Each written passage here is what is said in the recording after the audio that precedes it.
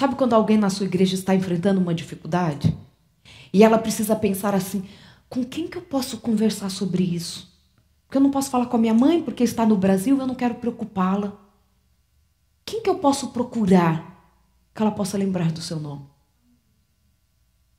As pessoas estão carentes de pessoas em quem elas possam confiar. E aí, quando nós olhamos para o capítulo 4 do Evangelho de João, eu gosto muito dessa história porque ela traz alguns elementos muito importantes para nós. João, capítulo 4, vamos começar no versículo 7. Uma mulher, uma samaritana, veio buscar água. Foi então que Jesus lhe pediu, poderia me dar um pouco de água? Os seus discípulos tinham ido à cidade comprar comida. Só esse verso, nós poderíamos ficar aqui a manhã inteira conversando. Eu falo de cada mensagem, eu gostaria de ter uma semana para falar sobre o tema, porque é tanta coisa linda que a gente encontra em cada verso da Bíblia. E olha, poderia me dar um pouco de água? Primeira coisa que nós precisamos aprender: ter conversas dentro do contexto.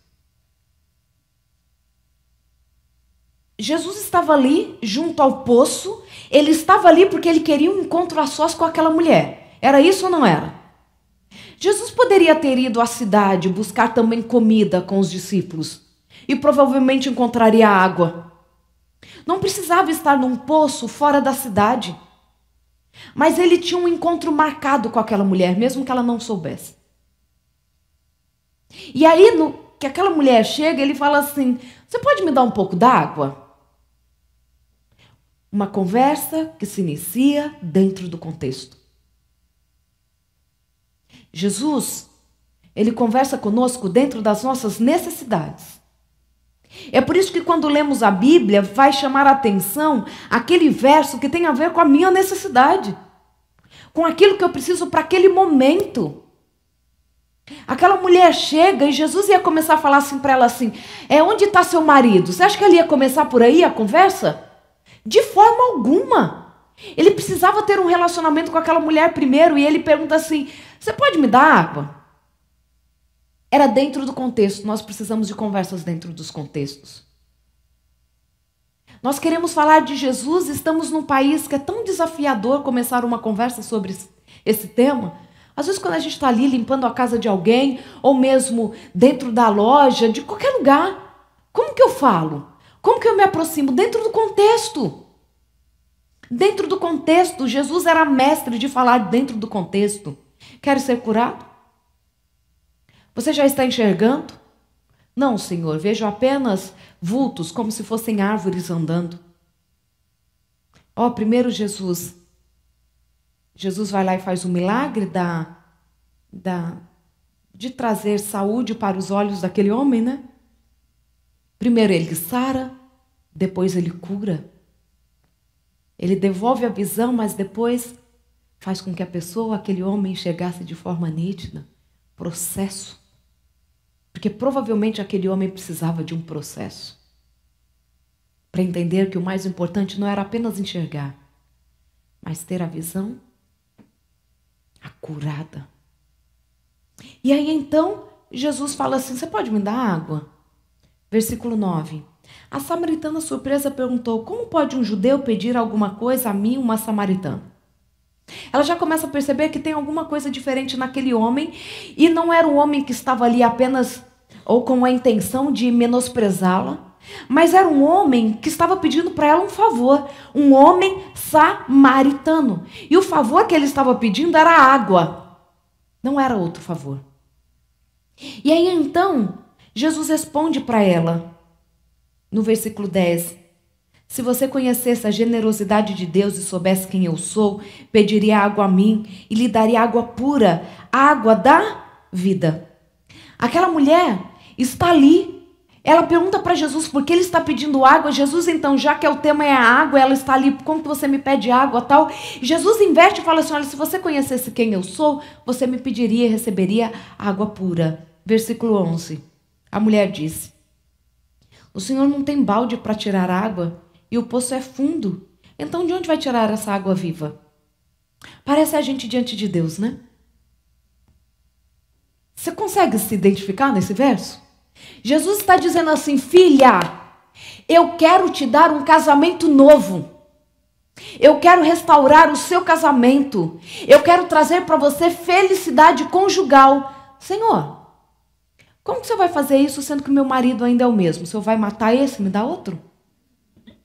Tem umas que pensam, mas só não tem coragem de expressar. Dependendo da raiva. Qual vai ser o processo? Jesus estava trazendo para aquela mulher assim: olha, eu tenho água pura, água viva. E aquela mulher discutindo processos com Jesus. Como que o senhor vai fazer isso? De me dar água viva, se o senhor não tem nenhum balde para tirar água desse poço? É muita ignorância essa pergunta. Desculpa, esse comentário dessa mulher. Por quê? Se aquele poço tivesse água viva, ela já teria bebido, porque ela pegava aquela água todo dia, provavelmente. Como que Jesus tiraria daquele lugar a água? Ela já tirava, ela já tomava e ela continuava à procura da água viva. Como que Jesus utilizaria do mesmo método dela? E a gente está fazendo isso com Deus. Estamos ou não estamos? Senhor, eu preciso ganhar mais. E Deus falou que você vai melhorar de condição de vida. Ele quer isso para você. Senhor, como eu vou melhorar sendo que eu tenho ainda esse trabalho? Será que Deus vai usar o mesmo método que você tem usado? Será que Ele não tem algo diferente para a sua vida? E nós estamos discutindo com Ele processo e meio que até duvidando se Ele pode fazer? Eu tenho pedido para Deus, e tem sido minha oração todos os dias, que dos meus lábios não saiam mais reclamação e perguntas sobre os processos dEle. Porque a gente está acostumada, Senhor, mas por quê? Será como? Não, não vai mudar. Impossível. Deus está trazendo solução e nós estamos discutindo, queridas. Deus está querendo trazer um tempo novo para as nossas vidas. Eu creio nisso. Nós não podemos ter enfrentado tudo que enfrentamos nesses últimos 1 ano e meio, um pouco mais do que isso, e sairmos do mesmo jeito, achando que a única coisa que nós temos de bom para essa nova fase é não usar mais máscaras. Será que Deus não quer marcar um novo tempo para as nossas vidas? A minha irmã mais velha, ela sempre nos disse assim: nós não podemos passar por uma grande prova saindo do mesmo jeito. Porque se fizermos isso, desperdiçamos a oportunidade de viver algo novo e só ficamos com o ônus do sofrimento. O que esse novo tempo vai trazer para a sua vida? Será um novo tempo? Será um novo tempo? Amém? Eu quero um novo tempo para as nossas vidas, mas nós precisamos parar de discutir alguns processos. Precisamos começar a aceitar que Deus tem água viva para as nossas vidas. E não é com o nosso baldinho que Ele vai pegar essa água. Não é no poço que nós estamos acostumadas a beber que Ele vai nos dar uma nova água. Precisamos parar de discutir com Ele os processos. E aí então, ela fala assim: de onde o Senhor vai? E aí ela continua, né? Porque mulher não para de falar. Por acaso o Senhor tem mais recursos do que o nosso antepassado Jacó, que cavou esse poço e bebeu dele também seus filhos e seus rebanhos e o deixou para nós? Ela não para de falar. Está acostumada com seus argumentos. E aí Jesus fala assim, olha lá no versículo 13: quem beber desta água aqui do poço vai ficar com sede, vai ter sede outra vez. Quem beber da água que eu der nunca mais terá sede, nunca. A água que ofereço é como um poço artesiano interior, jorrando vida para sempre. Amém? Olha que coisa linda. Jesus vem agora e fala assim: não, o que eu estou oferecendo para você é diferente. A água que eu ofereço é como uma fonte que jorra do interior para o exterior, nunca seca, que traz novidade de vida. Versículo 15. Então a mulher lhe pediu: Senhor, me dê dessa água. Olha que lindo. Me dê dessa água, de modo que eu nunca mais tenha sede, nem tenha que voltar a esse poço. Ai, que vontade de bater.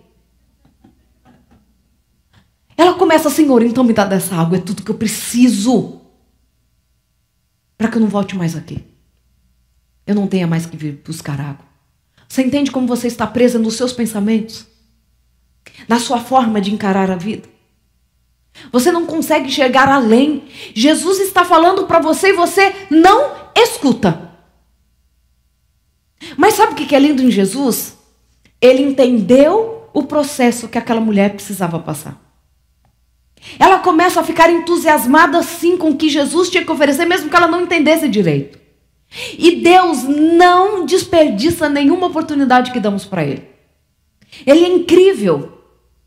Aquela mulher começa a ser ali despertada para aquela novidade que aquele homem diferente está trazendo para ela com palavras diferentes. E então ela fala assim, eu quero.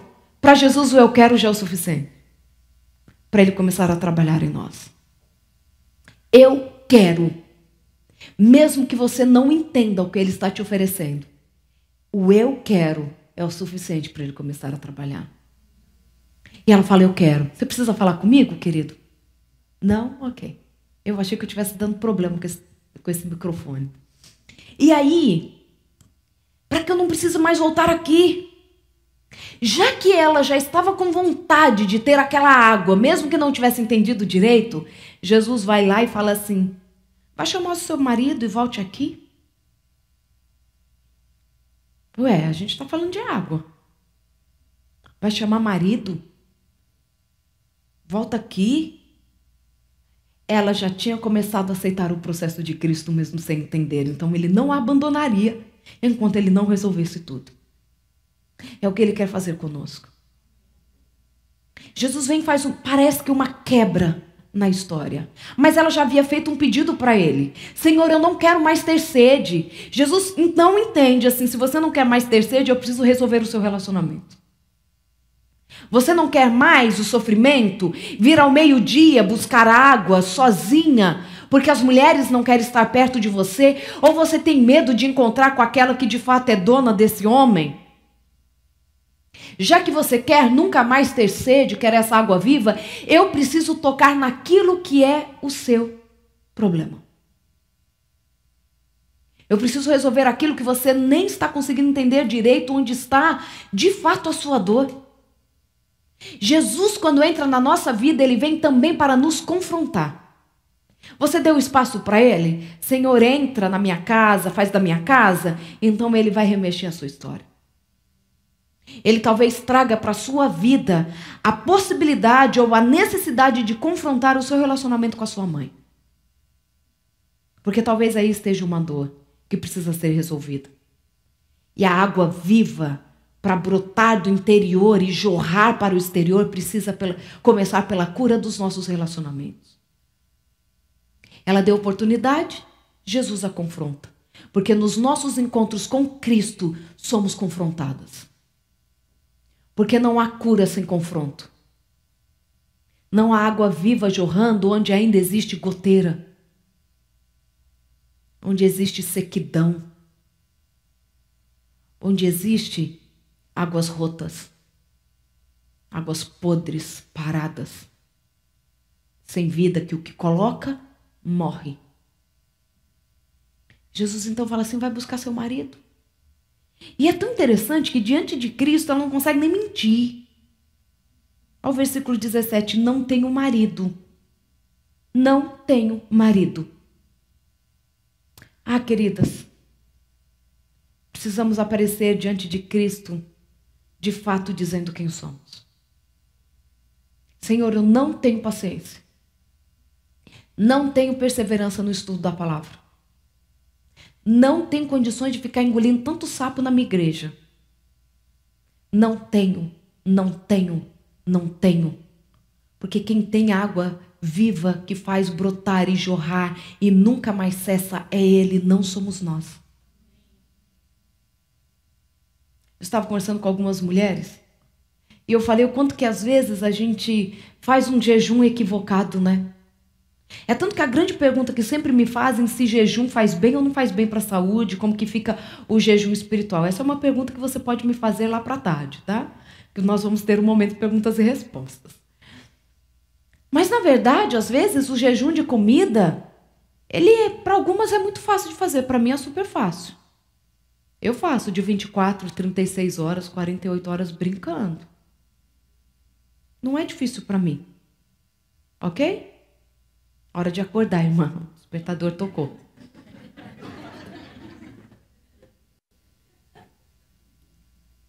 Mas sabe do que a gente pode fazer jejum? Um grupo ontem de mulheres estava... Cada uma escolheu o jejum que ia fazer ontem. Posso lançar esse desafio para a gente aqui? Algumas ontem fizeram o jejum da paciência.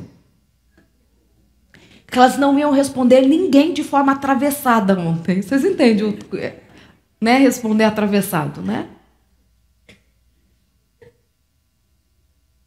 Algumas fizeram o jejum das redes sociais. Algumas fizeram o jejum do doce. O que você precisa submeter a Deus, que tem sido a goteira da sua vida? Onde está minando. A água viva. A vida está minando. De onde está minando? E aí ela fala, não, eu não tenho marido, não. O que você não tem hoje que você precisa submeter a Cristo? Que você precisa confessar a Ele? Porque ela podia ter mentido. Ela podia. Aquele homem era um judeu, passando pela estrada, de passagem mesmo, só queria água e ele ia embora. Mas não tem jeito, quando nós estamos diante de Cristo, mesmo sem entender a sua presença, não tem como esconder dele quem somos. E muitas vezes estamos escondendo sim. Senhor, dá um jeito no meu marido, porque o problema é todo ele. Não é assim? Se o meu marido fosse melhor, eu seria mais paciente. Se ele me ajudasse mais em casa, eu teria mais tempo para brincar com os meus filhos. Chegou a hora de levar para ele quem somos. Chegou a hora de permitir que ele nos confronte do jeito que somos. E aí Jesus diz para ela, você disse muito bem, não tenho marido. A verdade é que você já teve 5 maridos. E o homem com quem você vive agora não é seu marido. Você falou a verdade.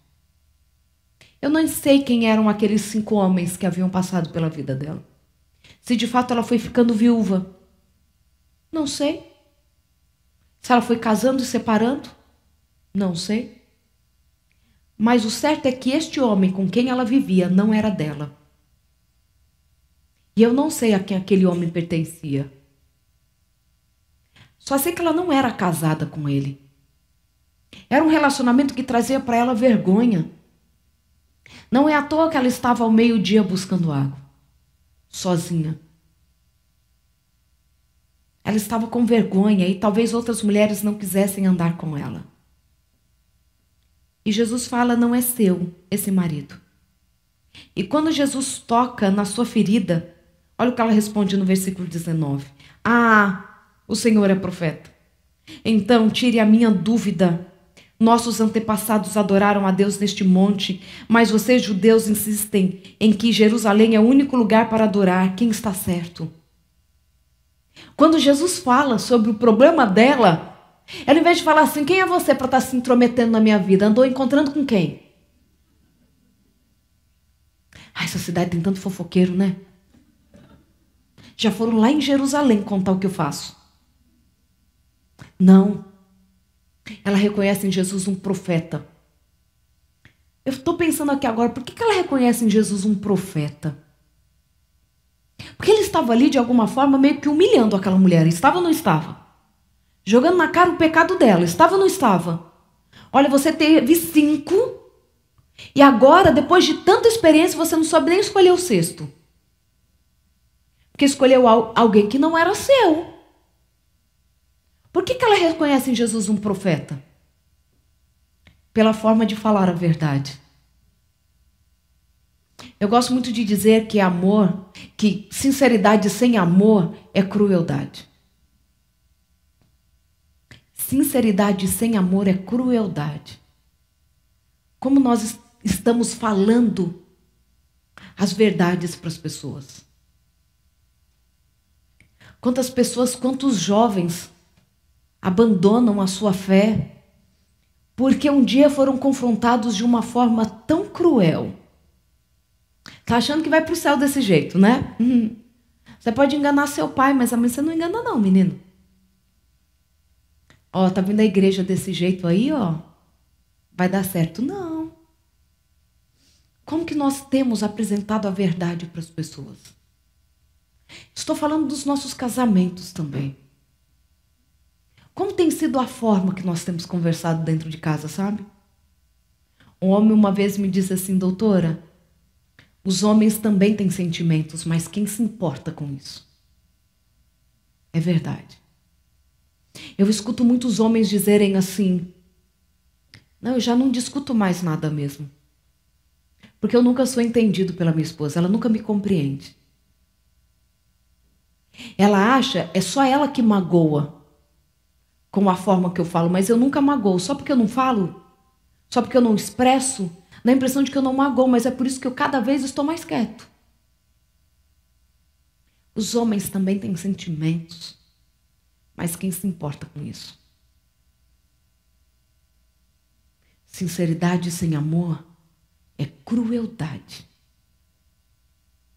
Jesus estava falando uma verdade tão dolorosa para aquela mulher.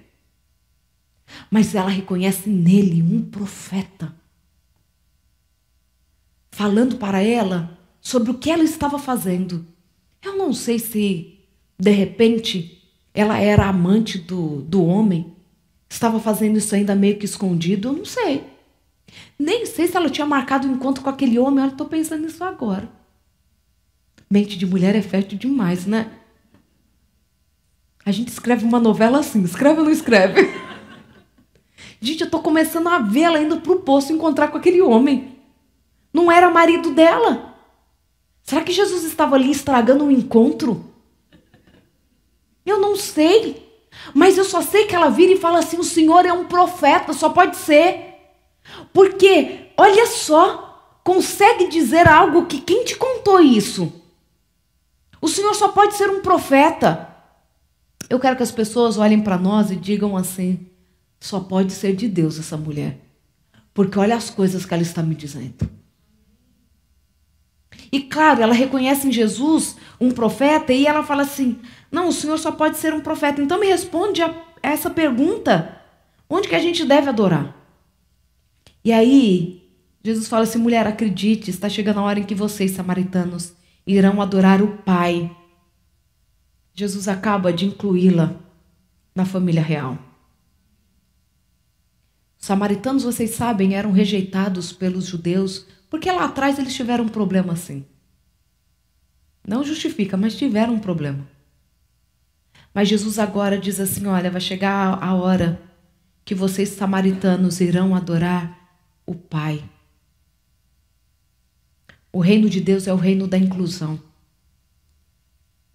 É o reino do convite para a família celestial. E aí vocês vão adorar em espírito e em verdade, na clara luz do dia. O caminho de Deus para a salvação veio por meio dos judeus. Jesus, né? Mas chegará um momento, na verdade já chegou, em que não importará como vocês são chamados ou onde irão adorar. Não vai importar como vocês são chamados. Não vai importar a origem de vocês.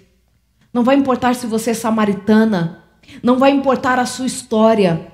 Não vai importar de onde você veio. Mas vocês já estão sendo incluídos na família celestial. E vocês vão adorar em qualquer lugar. Versículo 23. O que conta para Deus é quem você é e como você vive. O que importa para Deus é quem você é. E o quem você é, Jesus já havia resolvido para ela. Ela era filha de Deus, o Pai. O quem você é já está resolvido. Agora depende de você como você vai viver. Seu culto deve envolver o seu espírito em busca da verdade. Esse é o tipo de gente que o Pai está procurando.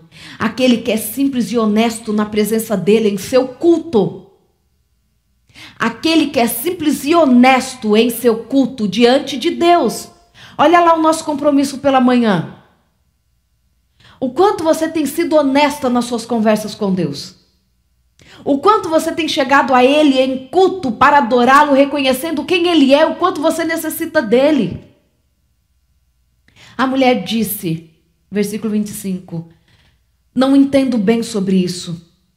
O que eu sei é que o Messias está vindo. Quando Ele chegar, vai nos esclarecer tudo. Ela não estava entendendo muito bem ainda o que Jesus estava dizendo, e Jesus pacientemente estava explicando. Mas tudo bem, ela estava num processo de descobrir quem era Jesus. Mas ela fala assim, mas eu sei que quando o Messias vier, e ele já está vindo, quando ele chegar, vai nos esclarecer tudo. Os judeus poderiam ter tirado muito daquela mulher samaritana, dizendo que ela era indigna, porque ela era samaritana, ela não era uma judia. Podia dizer que eles não tinham direito a ir a Jerusalém adorar. Poderia dizer assim, você nasceu no meio de um povo que rejeitou a luz. Mas aquele povo, os judeus, não haviam tirado do coração dela a certeza da vinda do Messias. Muitos entre os judeus não acreditavam que Jesus era o Messias. Os próprios escribas e fariseus viviam perguntando, quem é você? Para que nós vamos até aquele que nos mandou para dizer sobre quem é você. Quem é você? Você é o João Batista? Você é o Elias que deveríamos esperar? Eles mesmos duvidavam de quem era Jesus, mas aquela mulher, eles até duvidavam se de fato o Messias viria naquele tempo. Aquela mulher falou assim, eu sei que o Messias já está vindo. Nada do que haviam dito sobre os samaritanos, sobre quem ela era, tirou do coração dela a certeza da vinda do Messias. Que nenhuma dor, nenhuma rejeição na sua vida possam tirar de você a certeza da vinda do Messias.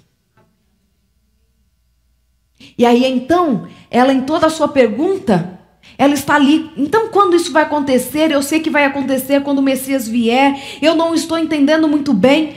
Olha o versículo 26. Eu sou o Messias. Você não precisa esperar nem procurar mais. Esse verso é tremendo. Jesus não satisfez a curiosidade dos líderes religiosos. Quantas vezes as pessoas falavam assim, quem é o Senhor? Para que nós possamos ir e dizer, escutando da sua própria boca, quem é o Senhor? Jesus não respondeu nenhum daqueles interrogatórios.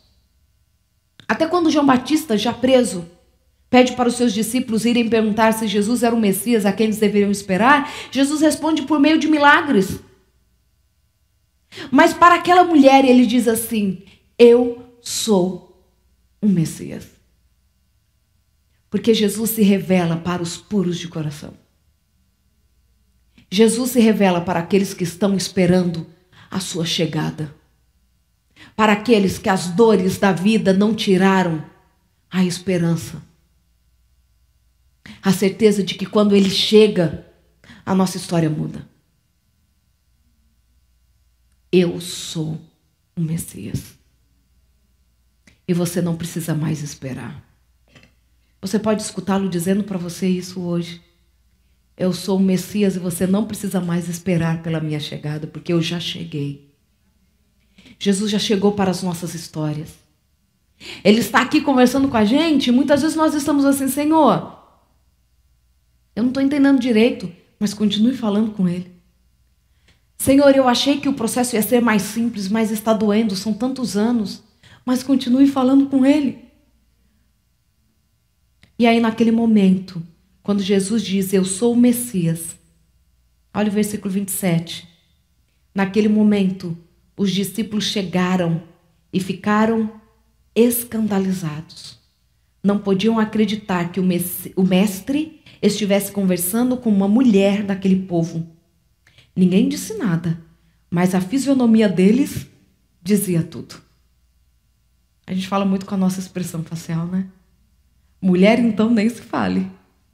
A gente fala um não dizendo sim de uma forma tão fácil, né?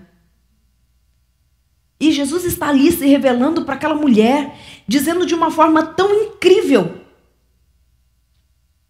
E os discípulos vêm e quebram aquela sequência. e ficam escandalizados. Interrompem um diálogo. Jesus estava ali falando com uma mulher e samaritana, como se não bastasse Jesus já ter mandado eles para entrarem na cidade para buscar comida de samaritano. Foram só porque ele era o mestre. Vou lá pegar comida de samaritano.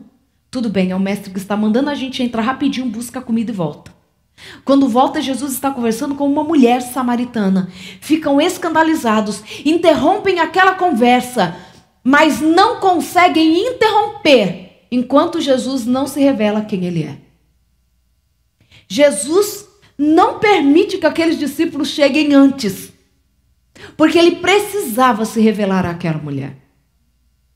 Quando então os discípulos estão escandalizados, a mulher aproveitou a oportunidade para se retirar. Um pouco confusa, deixou o jarro de água para trás. O que Jesus havia dito para ela começa a acontecer. Ela começa a não sentir falta daquela água mais do poço. Havia ido buscar água, esquece o jarro. Porque agora já tinha uma água jorrando de dentro do seu coração. Ela deposita o jarro ali, olha, aos pés de Jesus. Porque eu acredito que ela chegou com o seu jarro, Jesus começou a falar com ela, ela deixou o jarro, virou e continuou conversando com ele. Ou a gente acha que ela deu uma volta, foi ali colocar o jarro debaixo de uma árvore. Não. Ela deixou o jarro ali, ó, perto de Jesus. O que você precisa hoje deixar aos pés de Jesus? Qual é o símbolo da sua vergonha, da sua tristeza e da sua dor hoje? O jarro era o símbolo da tristeza e da dor daquela mulher. Ela só estava indo ao meio-dia buscar água porque ela tinha vergonha. O que você precisa deixar aos pés dele hoje? Ela deixou o jarro, foi embora, perdida nos seus pensamentos. E aí, de volta à cidade, anunciou ao povo: venham ver um homem que sabe tudo a meu respeito, que me conhece como ninguém. Será que ele não é o Messias? Você entende que aquilo que era o motivo da vergonha dela, o homem com quem ela vivia não era dela, agora virou ponto de anunciar quem era o Messias? Ele me conhece porque, olha, eu não contei para ninguém tal coisa, mas ele sabe de tudo. E ele revelou tudo que eu tenho feito. E não são coisas boas. Porque essa mulher falava muito. Eu não acho que ela só falou assim, olha, ele falou tudo o que eu faço. Ele sabe tudo da minha vida. Ela não parou nessa frase, eu tenho certeza. E ela falou assim, olha, ele sabe tudo da minha vida. Deixa eu te falar uma coisa. Aquilo que hoje é o seu motivo de vergonha, motivo de tristeza, motivo de sofrimento, Deus pode transformar em um motivo de ministério, de anunciar os milagres que Ele faz. Talvez o seu filho hoje tenha sido um motivo de vergonha, de tristeza. Mas quando ele voltar para os caminhos de Deus, será motivo de anunciar tudo que Jesus tem feito. Ele pode transformar o seu sofrimento em ferramenta de trabalho. Ele pega a nossa vergonha e a transforma em motivos para regozijar. Deus precisa da sua história restaurada para alcançar outras pessoas. O que Deus quer, queridas, não é assim. É ruim, eu tiro da sua vida. O maior milagre é a transformação que Ele provoca em nós. É o milagre que Ele provoca fazendo com que o nosso marido se converta. Para que eu possa dizer para outras assim, olha, o meu casamento era difícil. Mas Deus entrou na vida do meu marido e hoje nós podemos testemunhar que Ele pode mudar o seu casamento. Isso é muito mais incrível do que qualquer outra transformação, do que qualquer outro milagre. É aquilo que Ele faz com o nosso problema. Ele pode transformar a nossa dor em motivo de anunciar as maravilhas que Ele é capaz de fazer na vida de todos nós. Ela vai à cidade e diz assim: venham, venham, eu encontrei um homem que sabe tudo sobre a minha vida. Porventura não seria ele o Messias? Olha a estratégia evangelística daquela mulher. Porque para ela era assim: eu já tenho certeza que é. Mas a minha fé não é suficiente para o outro. O outro também precisa ver e tirar as suas conclusões. Muitas vezes nós estamos no caminho aí de Deus, trilhando essa jornada já há muitos anos, né? Eu estou desde que eu nasci. E nós queremos que o outro enxergue o óbvio que nós estamos enxergando. Queremos que o outro se converta por meio da nossa experiência, e não é assim. Será que porventura ele não é o Messias? Vocês não querem dar uma checada se ele é o Messias? Olha, encontrei alguém que... E se a gente correr até o poço, eu acho que ele ainda está lá. Vamos lá, quem sabe vocês tiram a mesma conclusão que eu tirei? Será que ele não é o Messias? E aí então, nós quando vamos para o versículo 39, nos diz assim: muitos dos samaritanos daquela cidade passaram a seus seguidores por causa do testemunho da mulher. Ele sabe tudo a meu respeito, me conhece como ninguém. Foi o que ela disse no seu testemunho. Eles imploraram a Jesus que permanecesse com eles. Eles também chegaram em Jesus o Messias por conta da história que era de vergonha. Se transformou em ponto de conexão. E eles então insistem para que Jesus permanecesse com eles. E ele ficou 2 dias ali. Muitos outros confiaram a vida a ele depois de ouvi-lo. Eles disseram à mulher: nós cremos não mais por causa do que você disse, mas pelo que ouvimos. Agora temos certeza. Ele é o Salvador do mundo. Só eu sou empolgada com essa história? Essa história é incrível. Agora aqui Jesus, ele é tão incrível que o processo dele é de cura para todos. Não é à toa que é cura para as nações. Os discípulos não queriam se misturar com os samaritanos. Ai, meu pai, tiveram que ir à cidade buscar comida. Comida que Jesus nem comeu. Olha o desaforo. Me manda lá para a cidade. Algo que eu não queria fazer. Quando eles chegaram, Jesus não come. A gente encontra ali nos versículos entre os que eu li. Por que a gente foi lá então? Passar pela humilhação de comprar comida de samaritano. Aí a coisa só piora, né? Agora eles têm que por 2 dias dormir em cama de samaritano, acordar com o samaritano, sentar do lado de samaritano, ficar ali imprensado por samaritano.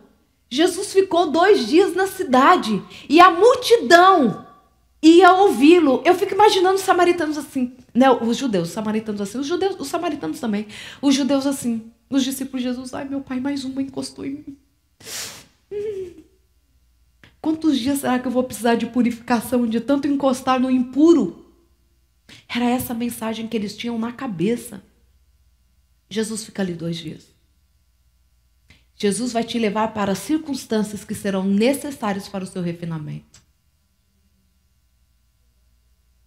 E a história nos conta que na perseguição que os cristãos sofreram em Jerusalém, os primeiros que acolheram os discípulos foram os samaritanos.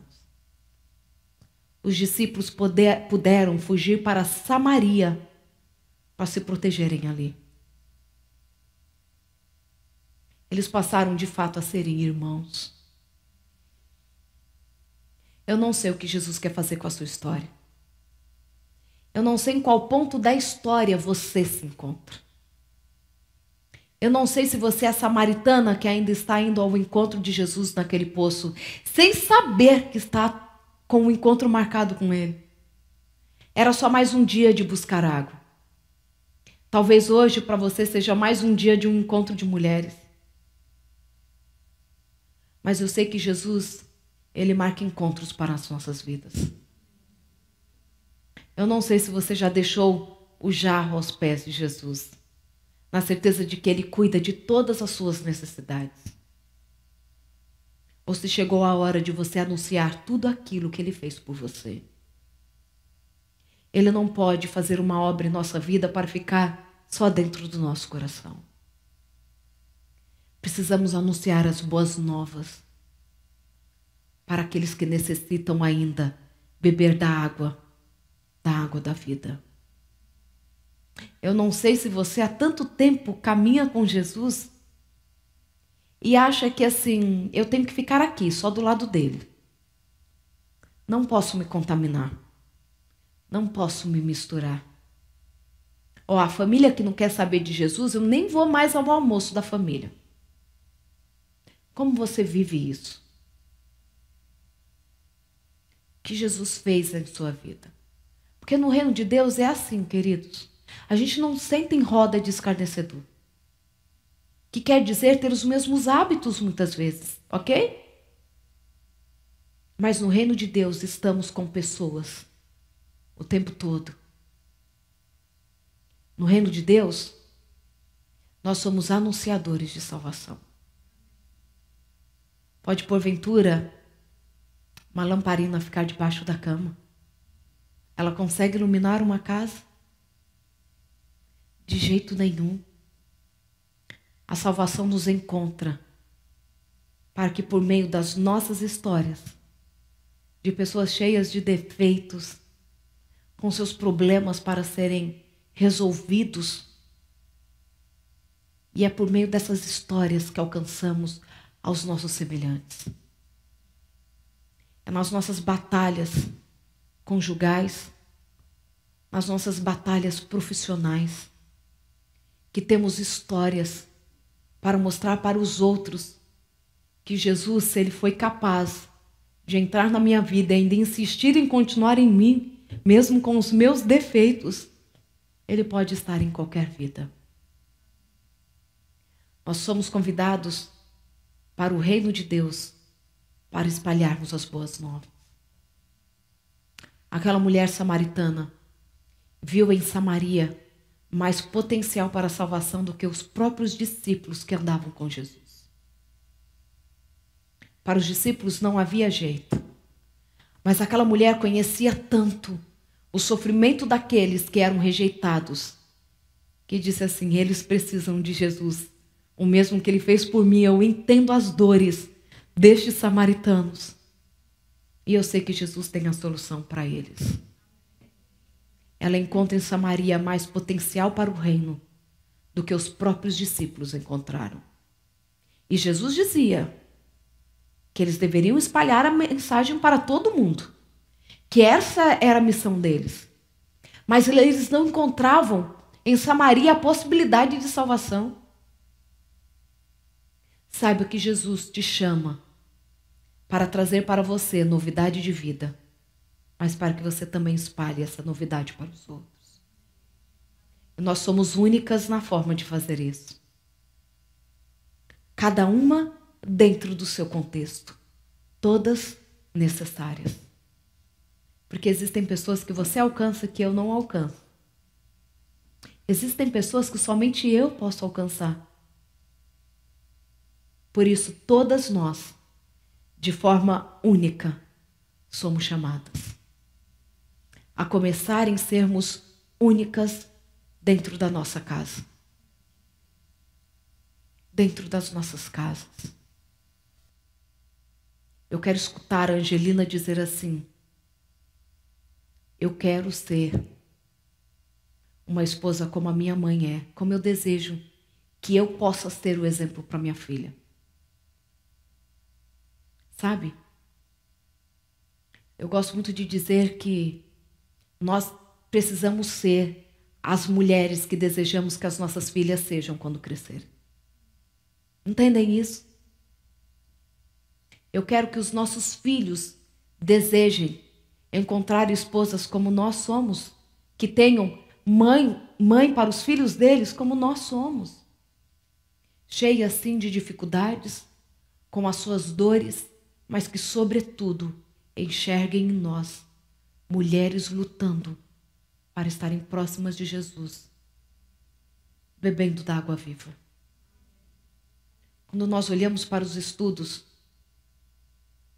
que são desenvolvidos pelo CEBRIDES, Centro Brasileiro de Informações sobre Drogas, nós encontramos em um estudo publicado pela doutora Zila Vandermeer Sanches. E agora ela está com um sobrenome alemão, eu não consigo nem pronunciar. Mas nós somos contemporâneas da Escola Paulista de Medicina, estudamos juntas.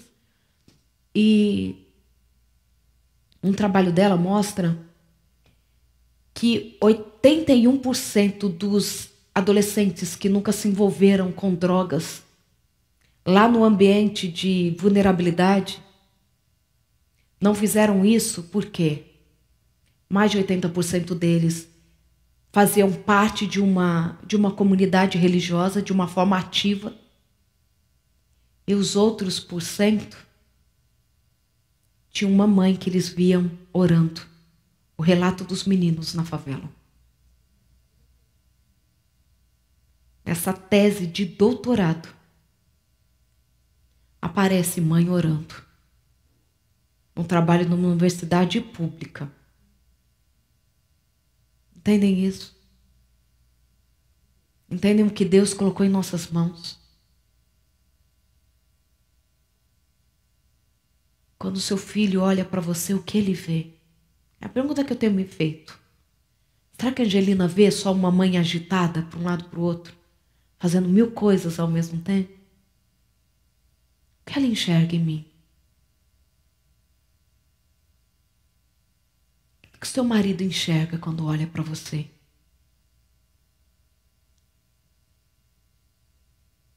O que as pessoas que convivem de perto pensam sobre você? Qual é a água que tem brotado de dentro de nós? Continuamos sim com as nossas dificuldades. E é por isso que os nossos filhos precisam nos encontrar ajoelhadas orando. Que dos nossos lábios saiam mais prontamente palavras de pedido de perdão do que eu tenho razão.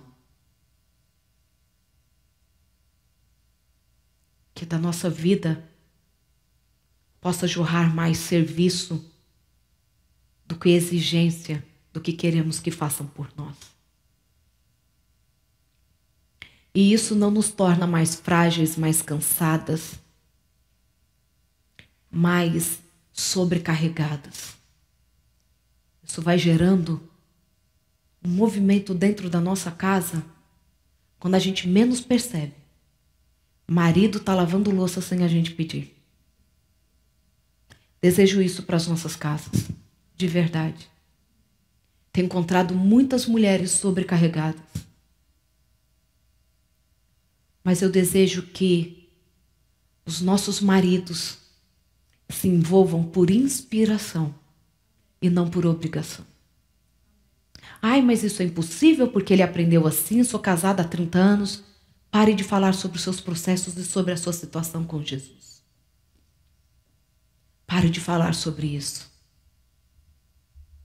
Mostre para ele que você entendeu que dele e ele é a fonte viva que nós estamos dispostas a beber todos os dias,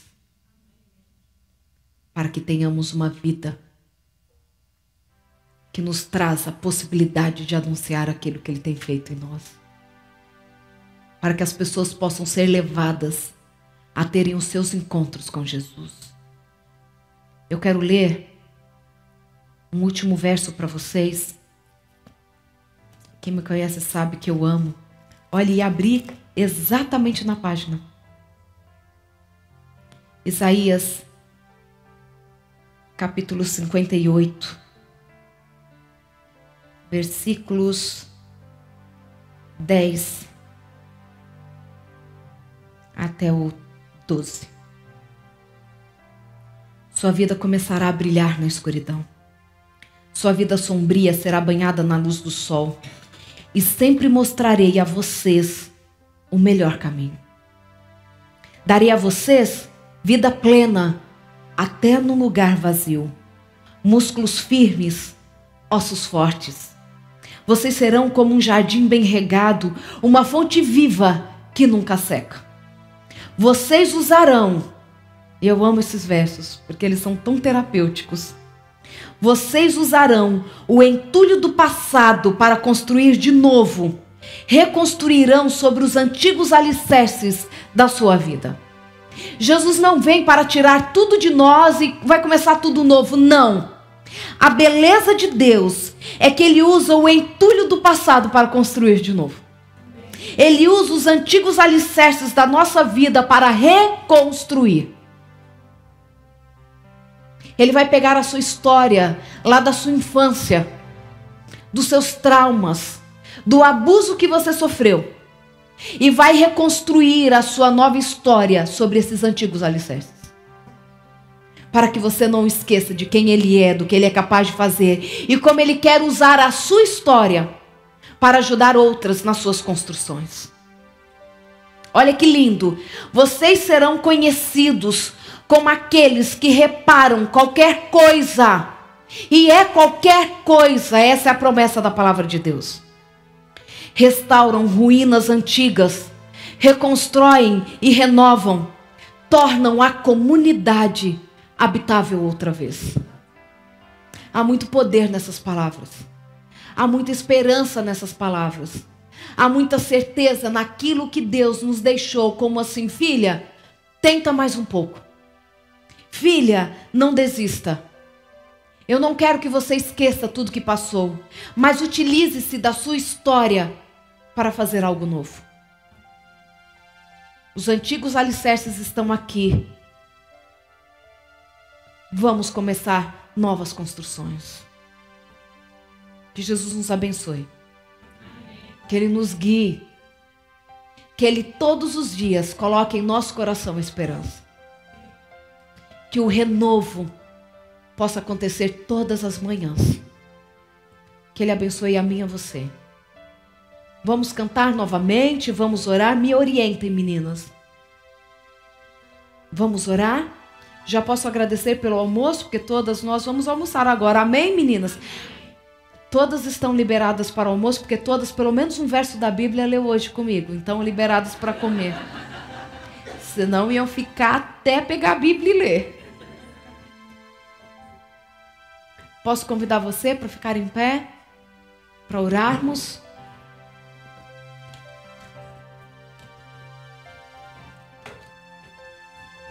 Ó Pai querido,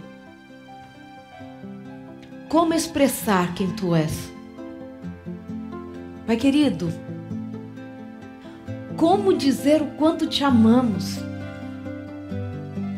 Tu és aquele que nos conduz por caminhos que muitas vezes nem entendemos, mas o que estás o tempo todo é promovendo encontros contigo. Obrigada por isso. Obrigada por cada oportunidade que temos de manifestar o Teu amor. Obrigada por não desistires de nós. Obrigada porque colocaste na Bíblia a história desta mulher, mostrando que o Senhor nos aceita com as nossas histórias, com as nossas fragilidades, com a nossa vergonha. E que por meio de nós Tu queres fazer uma obra grandiosa. Porque o Senhor acredita em nós. Obrigada pela certeza de uma nova história. Obrigada